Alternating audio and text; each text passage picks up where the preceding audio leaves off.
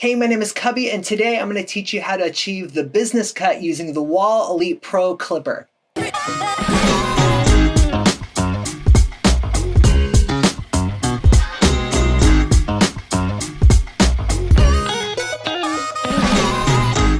First, we'll prepare by getting your hair wet and combing it down. I like to section off the sides from the top to better define the area we'll be cutting.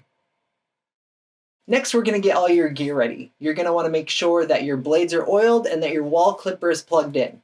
For this cut, we're going to be using the number 5 guard and the number 8 guard. First, we'll start by attaching the number 5 guard to the Wahl clipper.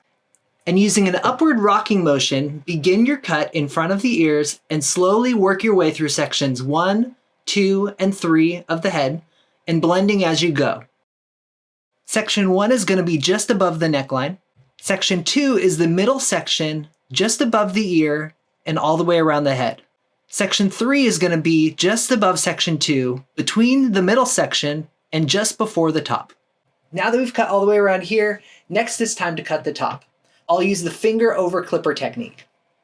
For this technique, you'll remove the guard so you're just using the blade, and start by lifting your hair up between your fingers to the desired length and use the clipper to cut the hair along your fingers. Now that you've cut the top, we're going to begin to blend the two sections together.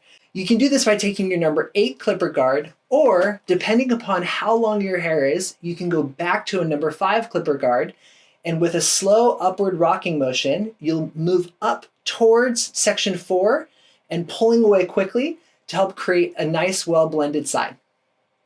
And now that we blended the sides, it's time to touch things up. You can achieve this next step using the same Wahl Elite Pro Clipper using just the blade, or I'll be switching to use the Wahl Stainless Steel Trimmer for added precision when cleaning up around the ears and the back of the neckline.